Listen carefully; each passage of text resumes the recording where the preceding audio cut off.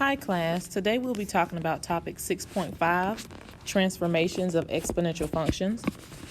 Starting with example 1, it says, how does the value of k affect the graph of f of x equals 2 to the power of x plus k? So basically what this is talking about is vertical translation. And what I want you to be aware of, I like to tell my students, pay attention to where your k is located. So it says plus k. Notice that it is not attached to your x, meaning that it is not going to affect your x values. It is going to affect your y values.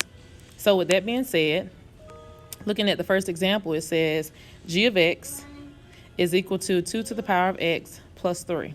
So if you look at your table, again, your x values do not change. They stay the same. So if you look at your y values for the 2 to the power of x, your y value or your y-intercept is 0, 1. But then for 2 to the power of x plus 3, your y-intercept is 0, 4. What do you notice about your y's? Well, from 1 to 4, you are adding 3. You can also look at other values in your table and you can see the same thing. So if you look at 2 and 5, what are you doing? Adding 3. You look at 4 and 7, what are you doing? Adding 3. So that means that you are going up by 3 units.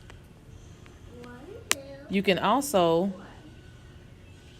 look at a graph, and I try to tell my students to use points that are going across an actual intersection point. So instead of using the points that they chose, I would have looked at this point right here on my basic line, which is 2 to the power of x, and then I would have chose that point that's above it.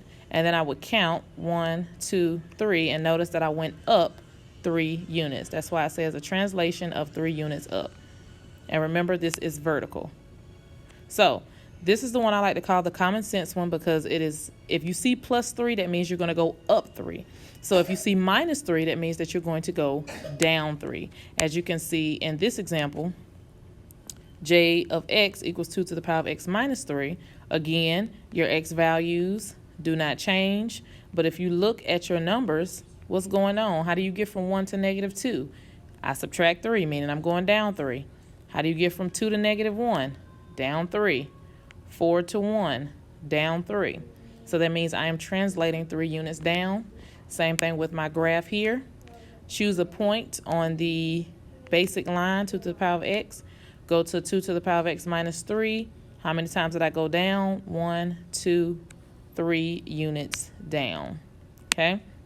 So this is what you call a vertical translation. And remember, this value, the plus 3, is not attached to your x. So that means it is a vertical translation, and that means that it goes either up or down depending on the sign. So now take a moment and do the try it 1, A and B.